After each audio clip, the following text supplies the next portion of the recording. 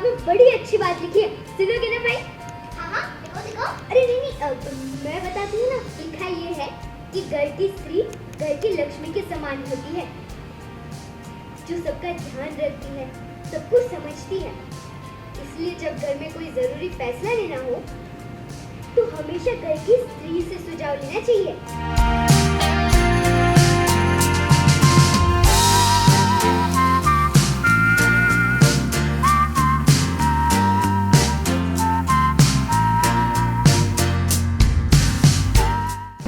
ये बाहर गई है क्या? घर पे नहीं है? बहुत कुछ बदल गया है सब कुछ। बहुत कुछ बदल गया है सब कुछ। अब मम्मी जी के तो नखरे और भी बढ़ गए हैं।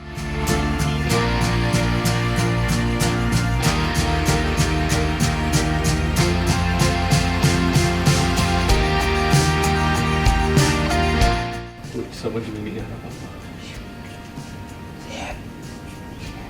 नहीं, तुझे पता है तू कंफ्यूज क्यों है? क्योंकि श्रेया को तू अभी भी चाहता है।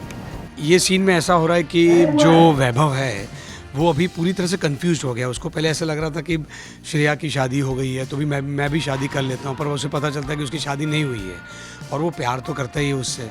तो बिल्कुल कंफ्यूज हो गया। तो पापा के पास आए हैं, जो 7 साल से कमरे से बाहर निकले नहीं हैं, उसके पास आया है और उनसे सलाह मांग रहा है वो।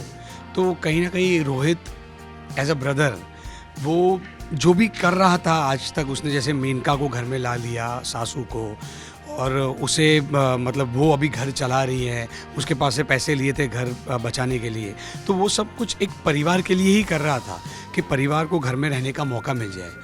अब वैभव से भले पास्ट में उसकी कुछ अनबन रही हो, दोनों अलग होने की कोशिश भी की थी, पर फिर साथ हो गए, तो भाई होता है at the end of the day. तो उसे एक अच्छी सलाह दे रहा है कि अगर तू कंफ्यूज है तो तू कंफ्यूज इसलिए है क्योंकि तू श्रेया से अभी भी प्यार करता है, तो क्यों अपनी ज़िंदगी बर्बाद करा किसी और से शादी करके? तू श्रेया से बात कर, जाकर अपने प्रॉब्लम का सल्यूशन ला कि क्यों तुम दोनों के बीच में ये सब कुछ हुआ था। तो ये वही सीन है। फिर वहाँ पर मम्मी को बुलाया जाता है, मम्मी भी उसे समझाती है। फिर एंड में वैभव बोलता है ठीक है चलो मैं बात करके देखता हूँ श्रेया से एक बार।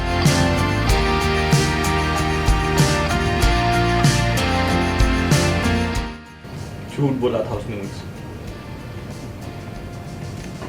मैंने अपनी बच्ची खोई। क्या बात करूं उससे जाके? मैं भूल नहीं पाया हूं अभी तक।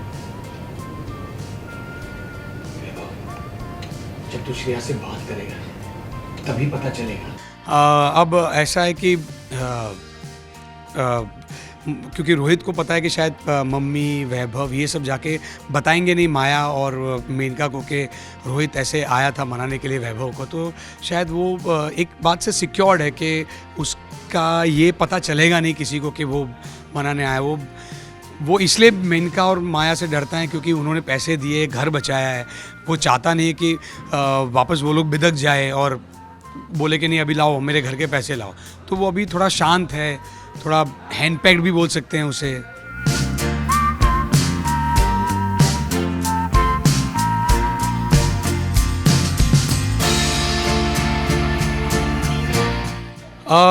ये कैरेक्टर डिज़ाइन ही ऐसा किया गया है कि ये मतलब जो कुछ भी कर रहा है फैमिली के लिए कर रहा है, पर इसके जो तरीके हैं वो अलग अलग होते हैं।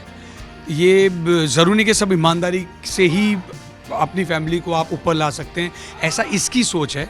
तो ये कभी बेईमानी के रास्ते चले जाता है, कभी अपना एक स्ट्रॉन्ग स्टैंड ले लेता है। पापा के खिलाफ भी 7 साल पहले इसने एक स्ट्रॉन्ग स्टैंड लिया था कि हाँ घर मैंने बेच दिया है, पर मैंने परमिशन ली है कि घर में रहेंगे हम सब, तब जाके मैं ये घर बेचूंगा।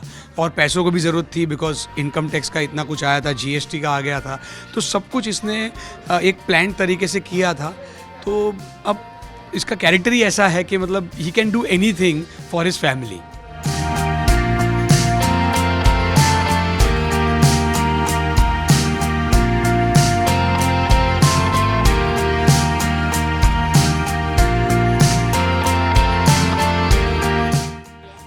देखिए रियल लाइफ में सिमिलैरिटी एक है कि जैसे मैं हूँ तो मैं अपनी फैमिली के लिए बहुत कुछ करता हूँ। जो एक्टर बना हूँ वो अपने सेटिस्फेक्शन के लिए, पर एक्टर को फैमिली भी चलानी है, तो उसके लिए टीवी सीरियल्स करके पैसे कमा रहे हैं हम लोग। तो एक उनकी जिम्मेदारी है, उनके प्रति हमारा मतलब मिथिल जैन का एक रिस्पॉन्सिबिलिटी है, तो वो तो निभा रहा हूँ एट द सेम टाइम। हाँ, पर दूसरी ऐसा नहीं कि मैं रियल लाइफ में भी बेईमानी करके कुछ करता हूँ। एक्टिंग एक ईमानदारी का जॉब है, तो सिर्फ यही डिफरेंस है रियल लाइफ के मिथिल जैन में और रियल लाइफ के रोहित तोषनीवाल में। तो मैं आप सबसे चाहूँगा कि इस शो को ढेर सारा प्यार दें। जो आप 9:30 के स्लॉट में दे रहे थे, अब वो 8 बजे हमारे इस शो को ढेर सारा प्यार दें, क्योंकि बहुत कुछ अच्छा आने वाला है आगे शो में। Thank you very much.